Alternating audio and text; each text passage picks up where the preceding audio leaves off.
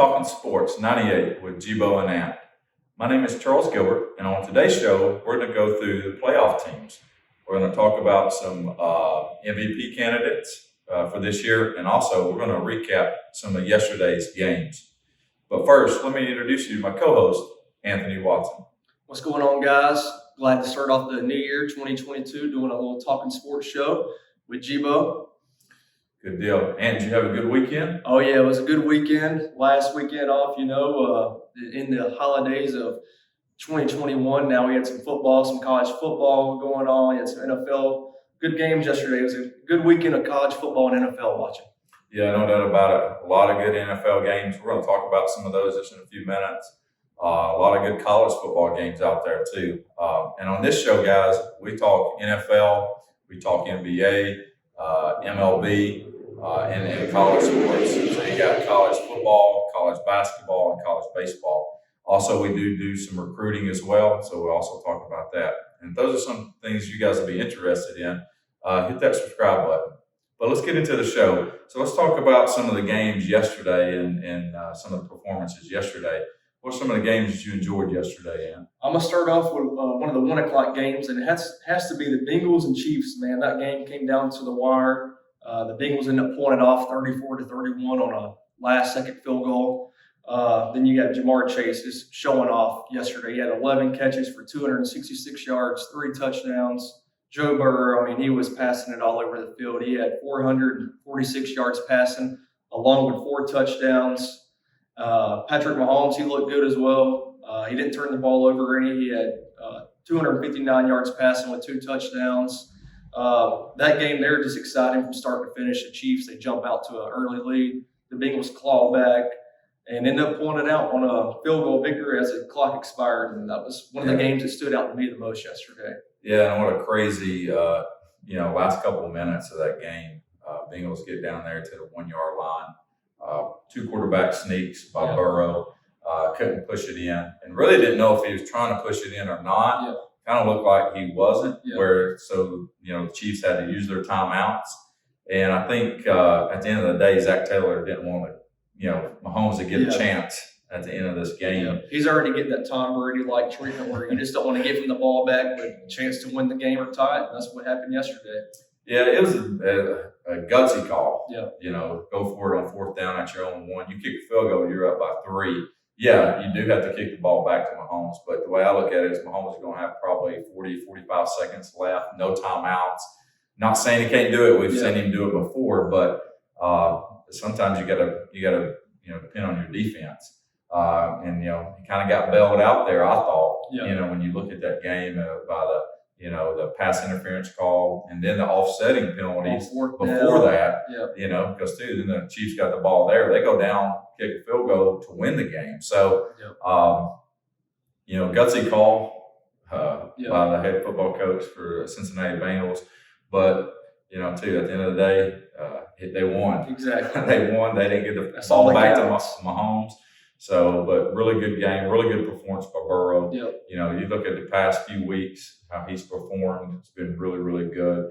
And too, more or less whether it's Jamar Chase, whether it's T. Higgins, whether it's Boyd. Yep. Boyd really stepped up yesterday, had some big catches and big touchdown pass. So, right now, Bengals are rolling right now on offense. Plus, they clinched yesterday, so which was huge. That was a huge playoff implication game there. You got the Chiefs coming into the game, the number 1 seed in the AFC. They lose that game. They fall out of the 1st seed in the playoffs. The Tennessee Titans jumps up there. And like you said, the Bengals, they clinched the division yesterday with that win. So that was a big-time game, high-scoring affair. Everybody loves to watch those. And it was on TV. So that was definitely one of the games that stood out to me the most. And another thing about this Bengals team is they're just so young and, being able to clinch the division that, Zach Taylor's only been in the NFL a few years and Joe Burrow's been in the NFL now a few years. And just such a young team that just clinched their division. It's just, I think they was plus 2,000 at the beginning of the season to win the division. And now look at them. They just clinched that division and just beat one of the top teams in the NFL and the Chiefs. So that was a big win yesterday. Yeah. And two, the other thing is you got to make sure that Burrow stays healthy at the end of that game. He does come out. And Brandon Allen comes in to set them up for the game-winning field goal. But it's concerning too.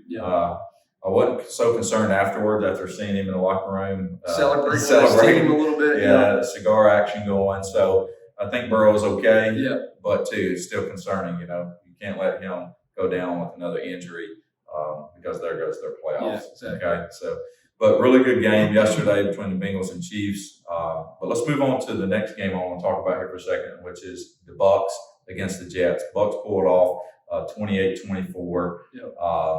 I guess before we get into the game, I guess we'll go through the annex first, with Antonio Brown, man. I see a lot of people talking about it today. I mean, what is going on with this guy, man? Can anybody get control of this guy? It doesn't look like it. You kind of feel bad for Tom Brady. He really wanted AB on this team. He thought he could help him out. And you could hear in his voice yesterday when Tom Brady talked after the game about it. He was just disappointed and let down a little bit. You could just hear it in his voice. You wish AB nothing but the best. I mean, he's a Hall of Fame type talent when he's on the field and catching balls. But he's got something going on there for sure that he's unstable. You just don't know what you're going to get day in and day out from AB. It's like people's been saying, it's not a matter of if, it's a matter of when with AB, and we saw that yesterday. Right. Yeah. I mean, even the annex afterwards, he takes his shoulder pads off, takes his shirt off, throws it in the crowd, takes his gloves off, throws them in the crowd, and then he's doing jumping jacks on the way out in the end zone on the way out. And then he gets in the locker room, gets his stuff, and then from what I've heard, he's trying to get a state trooper or security guards there to take him to the airport. The closest airport. Yeah. I mean, and then he's doing songs now. Yeah, he's releasing a few songs yesterday when he was in the Uber on the way to the airport. He released a few songs. So I mean, you just think about what's crazy with it. From some of the things you hear out there is like Bruce Arians asked him to go back into the game, but his ankle was hurting, and then so I guess they kind of got into it. And, but then at the end of the game, Bruce Arians says that AB is not a part of this team anymore. So. You just hope the guy gets his act together. Yeah. He's had plenty of opportunities, so we'll just see what happens. Yeah. To that, but let's talk about the game now. Jets give the ball back to the best quarterback of all time, and Tom Brady with less than 2 minutes to go on the clock. I think we all knew how the story was going to end. We've seen it too many times before. Yes, yeah. And, the Jets, they didn't want to give that ball back to them. They had it on 4th and goal, I believe it was, with around 2 minutes left. They said, if we score here, we'll go up 11 points. We won't give Tom Brady that chance. They had a little questionable play call there on 4th and 2. They do a quarterback sneak. He only gets 1 yard, and next thing you know, Tom Brady gets the ball back and marches downfield and leads the Bucks to another game-winning drive. We've seen it too many times before. Yeah, and especially you think about the injuries that the Bucks have currently right now with Mike Evans. He played yesterday and had an okay performance, had a touchdown catch. But one guy that stepped up was Gibson. Yep. That last drive had a couple of huge catches and then a huge catch for the touchdown. So here's another guy that stepped up to the challenge. But at the end of the day, what's the common theme here is Tom Brady. Exactly. He can find just about anybody. Some guy off the street can go in there and run a few routes, and Tom Brady will get him the ball. I've just seen it too many times before with him. Yeah, Tom finished at 410 yards passing, 3 TDs. He did have 1 pick in a game, but then, his leading receiver is someone he's played with forever. Is Gronk. Gronk had 115 yards receiving, so really good day for him as well. But just for them to pull this win off, was huge for them. Yeah, they was down really 14 points just about all game. Zach Wilson for the Jets, he didn't play bad. He didn't turn the ball over any. He passed for 234 yards and 1 touchdown. He really gave his team all he got to try to beat Tom Brady and the Buccaneers, but just wasn't enough there at the end. You just go back. The Jets really didn't have much to lose, so I think that's why they call that 4th and 2 quarterback sneak. You got nothing to lose. They had nothing to lose. They wanted to play a little spoiler alert for this Tampa Bay Buccaneers team, and just didn't do it. Tom Brady gets the ball back and marches downfield for kind of a walk-off win there. Yeah, and then another game late afternoon was the Arizona Cardinals versus the Dallas Cowboys. That was another intriguing game I think a lot of us were looking forward to. And then you see the Cardinals pulling out the victory there at 25-22.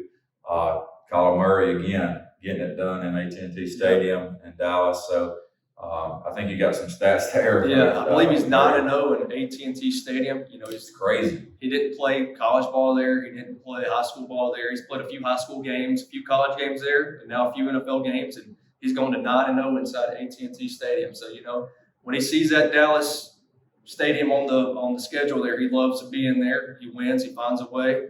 The Cardinals are down some key guys. They still got DeAndre Hopkins out, which is a big loss, one of the top receivers in the league. So they're trying to get him back healthy for the playoff run. They got a few guys stepping up. AJ Green had a big game yesterday. Kirk had a few yards for Kyler Murray, and then you had Wesley with 2 touchdowns there for the Cardinals. Just plugging some people in and making some stuff happen. Chase Edmonds had a decent day yesterday with James Conner still out. They're looking to get him back healthy.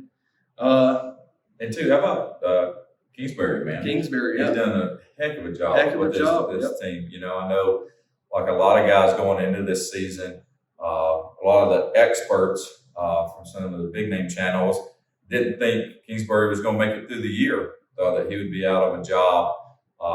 But I think he's done a heck of a job with this Arizona Cardinals. You look at the injuries that they've had to deal with as well too, and just they're in the playoffs, clinch a playoff spot. They're there and been one of the best teams in the NFL this year. So my hat's off to the job that Kingsbury's done so far this year. No doubt about it. The Cowboys struggling to get the ball going on the ground yesterday. Which team are you going to get? Yeah, you never know. Every game. After coming last week, played a heck of a game last week, then come out and led this week. Yeah. It's just that's the Cowboys. Yeah. It seems like that's the reason why it's tough to take them in the playoffs. It's tough. You just don't know what team you're going to get. You haven't seen them win in the playoffs in a long time. And then you had a big loss yesterday with Michael Gallup, and the slot receiver.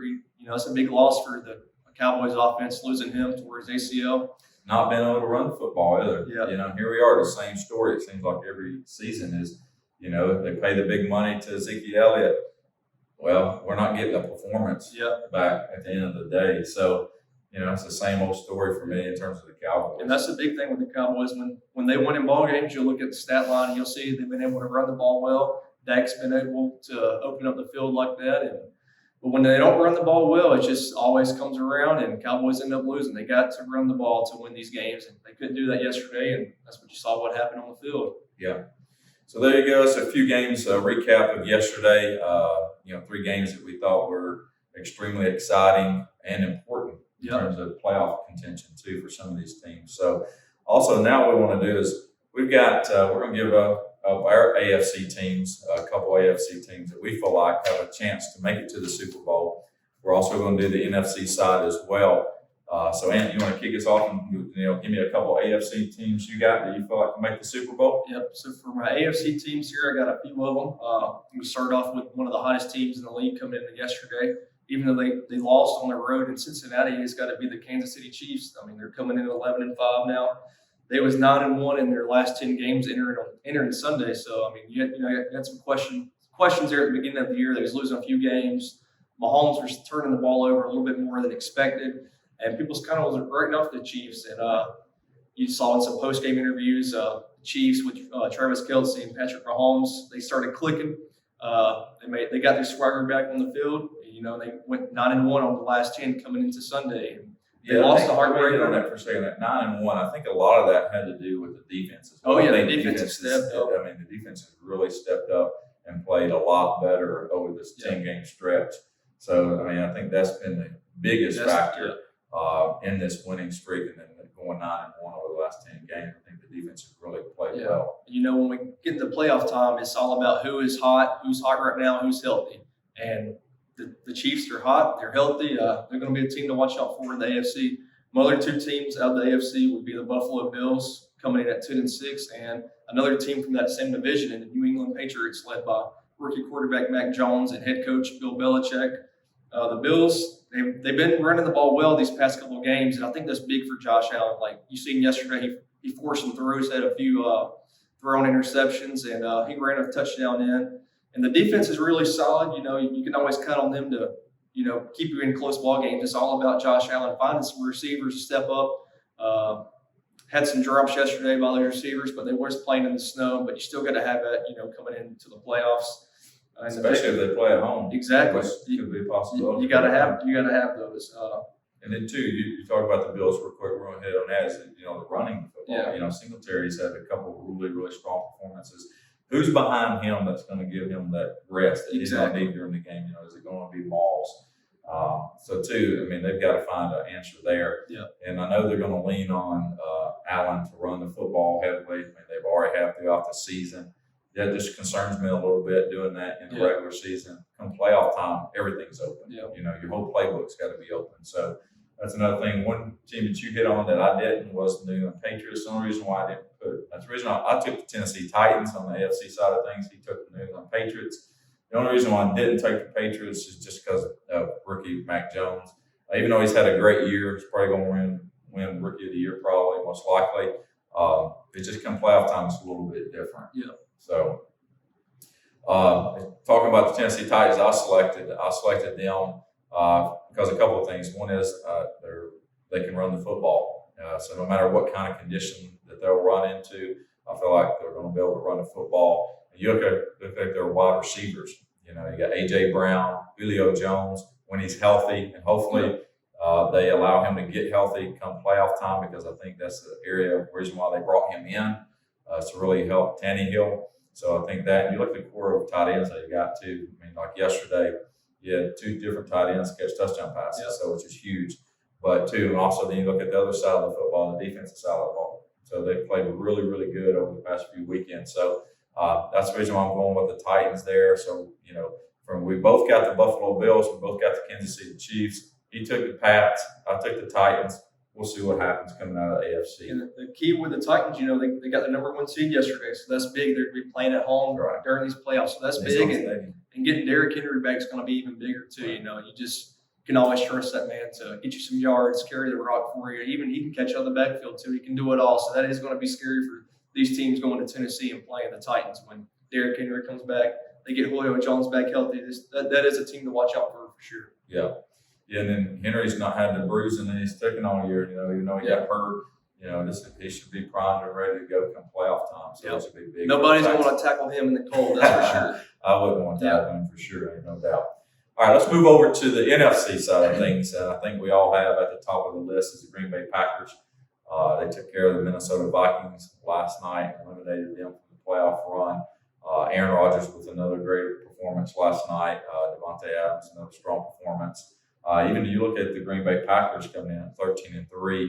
Now you got people that's going to have to go to Lambeau to play in the cold weather. In the cold weather, even like last night it was like -1. Yeah, kickoff. Kickoff. So, you know, that's one place that I wouldn't enjoy going to play at. You know, definitely not in January, not at all. No. So too, and you look at the year that Aaron Rodgers had. You know, you look after the first game. You know, after they got beat in the first game, everybody was all over Aaron Rodgers and the Green Bay for not Packers. showing up to camp, didn't think he was motivated, didn't want to be there. Right. And now look at him. I mean, he's won 12 out of the past 14 games after that. You just can't count that man off. And they got some key guys missing. They got Jair Alexander at cornerback. That's a big missing piece they haven't had in quite some time. They haven't had their starting left tackle, Pro Bowler, all years, and they're hoping to get him back healthy for the playoff run. And then you got Cobb, Randall Cobb. You got a veteran wideout that Rodgers knows and trusts. You know, he ain't played in a couple of weeks. You get all these guys back, or some of these guys back, and it gets an even dangerous team, even dangerous. You know. But too, you think about the good year that A.J. Dillon's had, backup running back for Jones. You know, I mean A.J. Dillon's had a really good year. Yes. Second year out of Boston College. He's just had a really strong year, and it's really gave them some security back there on the running side of things. So, Packers are looking good right now, really strong. Yeah. The other thing I think we both had the same teams here on the NFC side of things is we got the Tampa Bay Buccaneers coming in at 12-4, and you look at it's this Tom Brady. You know, he is the guy that is a constant. In this Bucs offense, and two, just can't count him out, man. I know they're a little bit banged up too. You got Fournette that's currently out. You got Evans that's banged up right now. So too, you got to get some of those pieces, and then even on the defensive side, Barrett is out. Yeah, JPP didn't play yesterday. You got some corners out. It's really about getting that Buccaneers team healthy, and it wouldn't surprise me over the next game that they set some guys and try to get them healthy for the playoff run here. Yeah, I wouldn't expect many of the starters for the Bucs. They're playing the Panthers this week. They've already clinched the division. They're not playing for the number 1 seed, so I do think the Buccaneers will rest a lot of their guys this weekend against Carolina.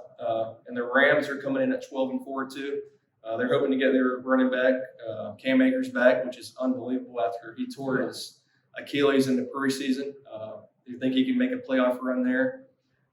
With hitting on the running backs there with Cam, you got Sonny Michel. Oh, yeah. Really picked up the pace. Really done an outstanding job for the Rams. Yeah. And then you've got Henderson that's, was out yesterday, but hopefully the past couple of weeks. So hopefully he'll get healthy. I mean, you think about the 3 running back tandem that would be with him and Matthew Stafford, Cooper Kupp. It's had an MVP. We're going to talk about that too in a few minutes. OBJ finding his stride in this Rams offense there too. Yeah. So you got Von Miller stepping up for the defense, Aaron Donald. Yeah, and then the defense, really stepping up. Von Miller, 2 big sacks to end that game yesterday to close it out. So if you look at stars, you got to look at the Rams and their offensive defense. They got them all over the field. Still got to throw them in there. They still got a chance here to stir some things up for sure, because they definitely have the talent to do it. Yep. We'll just see what happens come playoff time. So if you had to select right now, Ant, and one team out of NFC, who would you go with? The NFC has got to be the Packers there. This Aaron Rodgers-led team, I just don't see them. I don't see many teams being able to come there in the month of January and beating them at Lambeau Field when it's going to be negative degrees or even colder. It'll be tough to see them get beat in Lambeau Field now that they've got the number 1 seed for the playoffs. Yeah, Rodgers definitely. I mean, you look at the Packers. Rodgers just don't turn the football over. Yeah. That to me, that's key. Yeah.